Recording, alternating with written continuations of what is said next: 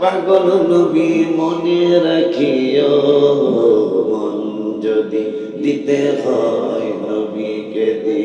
ও বাবা মন যদি দিতে হয় নবীকে দিও। ও পুলসিরাতের পারে যাকে পাওয়া যাইবে, মিলাদ পড়া উম্মতের পার করিবে। ওই নবীজির প্রেমে সবাই, ওই নবীর প্রেমে সবাই পাগল হইও, মন যদি হয় নবীকে দিও। আল্লাহুম্মা সাল্লি আলা সাইয়্যিদ। তোমরা কমিটির ছেলেরাও বসে যাও, এখানে তার ইয়া করা লাগবে না, ভলান্টিয়ার গিরি করা লাগবে না, সবাই বসে যাও। সাইয়্যিদনা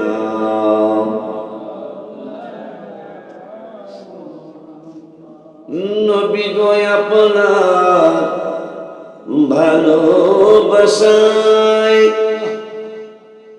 আল্লাহর ওলি হওয়া যায়।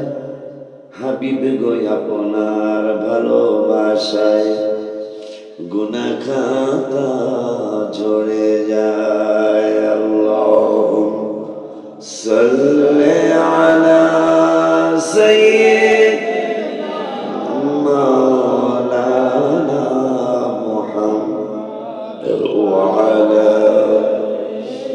সাইয়্যিদিনা।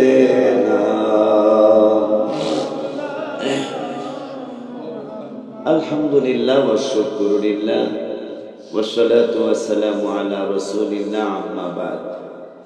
শুকর সুজুদ আদায় করছি আল্লাহর দরবারে।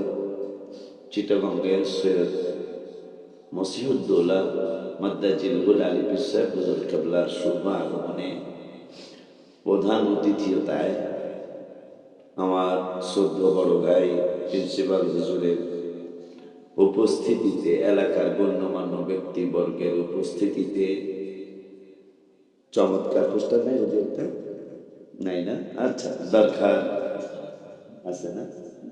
দরকারের যুব সমাজের উদ্যোগে এলাকাবাসী সকলের কম বেশি সহযোগিতায়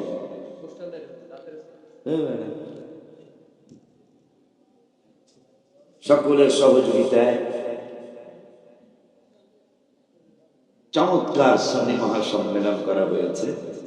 সম্মেলনের সম্মানিত সভাপতি, প্রধান অতিথি, বিশেষ অতিথি, প্রধান আলোচক, বিশেষ আলোচক, এলাকাবাসী কম বেশি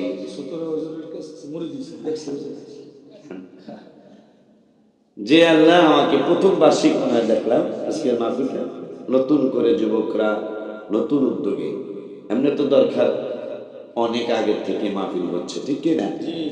যেখানে রেজভি সাহেব হুজুর আসতেন, নিজামী সাহেব হুজুর আসতেন, আমির ইসলাম জালালি হুজুর কেবলা আসতেন, মঞ্জুর আহমদ রাফাই হুজুর কেবলা আসতেন, করিম আব্দুল শেখ করিম হুজুর না হুজুর কেবলা আসতেন, আবার শাহ মাদানী হুজুর কেবলা আসতেন। আজকে দুঃখ হয় যে আমরা যেই সিলসিলায় ছিলাম, আছি এবং মরণ পর্যন্ত থাকবো, কেমন জানি একটু গুনে ধরা বা কিছু কিছু সবাই জানে, কথা কয় না। এই বাংলাদেশে আকায়েদের ব্যাপারে, আকিদার ব্যাপারে দেশ বিশ্ব হুজুর অন্যরকম একজন না, মহিলা জামুগা কোনো সার নাই, ঠিক নেই? মারতে মারতে আশীর্বাদের নদীর মধ্যে ফেলাই দিল, আসি নবীর পক্ষে আসি, কথা কয় না। যে বেতাল কথাবার্তা বর্তমান কিছু ভাই বেড়াদার শুরু করছে, রেজভি সাহেব হুজুর কেবলা বলতে হবে যে হুজুরে বোঝে নেই, আর নাহলে বলতে হবে যে হুজুর এই বুঝছে আমি বুঝি না। আমার কথা ভালাইতে পারবে? আল্লামা রেজভি সাহেব হুজুর বাংলাদেশের কয়েকজন বড় আলেমের একজন, কি ভাইজান? কয়েকজন বড় আলেমের তোলা নাই, এক কথা সুবহানাল্লাহ, তোলা নাই, ডক্টর মঞ্জুর সাহেবের তোলা নাই। হ্যাঁ, তো যাই হোক, আমার বড় দুঃখ, মনে বড় কষ্ট। যেমন একদল মানুষ, গত 3 দিন আগে কথাটা আমি একটা মাহফিলে বলেছি, যে কিছু জ্ঞান পাপী বেয়াদব বেয়াদবে রসুল যাদের ব্যাপারে আল্লাহ কোরআনের সূরাতুল মুনাফিকুনে বলেছেন আবিব সাওয়াউন আলাইহিম আস্তাগফির লাহুম আম লাম তাস্তাগফির লাহুম, আপনি ক্ষমা এদের জন্য চান অথবা না চান আপনি কিন্তু সমানই, এটা চাইয়েন না। আল্লাহ বুঝাই দিল এই মুনাফিকদের জন্য ক্ষমা চাইয়েন না, সূরাতুল মুনাফিকুন, হ্যাঁ আপনি এটা চাইয়েন না। তো কেন যে এরা এত বড় গোমরা, তাদের জন্য ক্ষমা চাইতে পর্যন্ত আল্লাহ নিষেধ করেছেন। আমার রাসূল সাল্লাল্লাহু আলাইহি ওয়াসাল্লামকে আপনি কি মনে করতেছেন, আপনি কি মনে করতেছেন? আমি দেখে দেখে বলি 28 পারায় 13 পৃষ্ঠায় সূরাটা শুরু, এরপর আপনি আরো আশ্চর্য হবেন। এই যে শুরু হইল 13 পৃষ্ঠায় শুরু হইল, এই যে সাওয়াউন আলাইহিম আস্তাগফির লাহুম আম লাম তাস্তাগফির লাহুম লা ইয়াগফিরুল্লাহু লাহুম, সুবহানাল্লাহ, আমি তাদেরকে ক্ষমা করব না। আপনি ক্ষমা চাইয়ে যাবেন, ভবিষ্যতে করব না।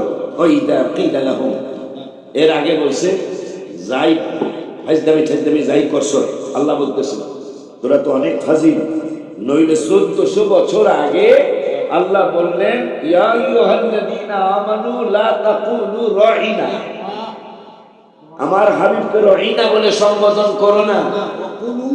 হ্যাঁ, যখনই ডাক দিবে তখন উনজুরনা ইয়া রাসূলুল্লাহ সাল্লাল্লাহু আলাইহি ওয়াসাল্লাম, আল্লাহ ভাষা শিখিয়ে দিলেন। কিন্তু মুনাফিক কিছু আল্লাহর কথাই মানে না, আমাদের কথা কি মানবে? কথা বলেন না কেন? আল্লাহ 1400 বছর আগে আইন করে দিয়েছেন, আমার বন্ধুর ব্যাপারে সাবধানে চইল, আমার বন্ধুর ব্যাপারে সাবধানে থাইকো। কারণ আমি আল্লাহ 28 পারার 3 পৃষ্ঠার প্রথম আয়াতে আমি আল্লাহ কিন্তু বন্ধুর ব্যাপারে একটা আইন করছি। ইয়া আইয়ুহাল্লাযীনা আমানু ইযা নাজাইতুমুর রাসূলা, যখন হাবিবের সাথে গোপনে কোনো আলোচনা করতে যাবা ফাকদ্দিমু বাইনা ইয়াদাই নাজওয়াকুম সাদাকা, আগে টাকা দিতে হবে। সুবহানাল্লাহ, ইমানদারদেরকে আল্লাহ বলতেছেন আগে আমার হাবিবের টাকা দিতে হবে, ভিজিট দিতে হবে।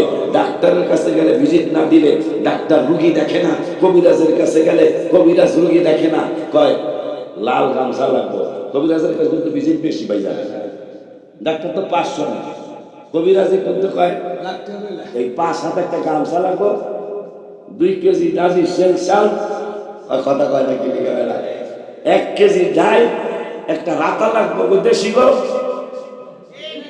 কি গো পাকিস্তানিটা চলবো না গো, দেশি রাতা গো। হিসাব করে দেখা গেছে 1550 টাকা, অথচ ডাক্তারের কাছে গেলে 500 টাকা। আমরা তো মনে করি 2 কেজি চাউল আর কি, আর 2 কেজির লোক চাউল লাগে, রাতা আছে না 2 গান ঘুষাই দিবে। আজকে তারপরে দেশি মুরগি খাওয়াই, এটার দাম আছে, কেমন ভালো দাম আছে। এটা মোটামুটি রাতা কিনতে গেলে 600 টাকা দরকার, কথা কন টাকা আল্লাহ ইমানদারদের জন্য আইন করে দিয়েছেন ইদা নাজাইতুমুর রাসূলা, হাবিবের কদম মোবারকে গোপনে কোনো আলাপ আলোচনা করতে যাবা, যাও, অসুবিধা নেই, টাকা দিতে হবে, আগে হাদিয়া দাও, আগে বন্ধুরে ভিজিট দাও, এর আগে কথা বলতে আমি আল্লাহ দেব না। আরো জোরে কর টাকা। ওই আল্লাহ সুবহানাহু ওয়া তাআলা কোরআনুল কারীমে ফুরকানুল হামিদে আমরা যারা গুনাহ করে ফেলেছি, অন্যায় অপরাধ করে ফেলেছি, এই মানুষগুলোর ব্যাপারে আল্লাহ একটা আইন শিখেছে। দেন তাজুল ইসলাম হুজুরের কথা কি মানবেন আপনি? কোরআন দিয়ে আমার আল্লাহর কথা মানুষ মানে না। আল্লাহ বলছেন এই যে হুজুর কাবলা ওয়াইদা কিলা লাহুম, যখন তাদেরকে বলা হয় কি তাআলাও আমার হাবিবের কাছে আসো, তাল তো যারা সৌদি আরব থাকেন, হ্যাঁ তাল হ্যাঁ না এখানে আসো, কি লিখা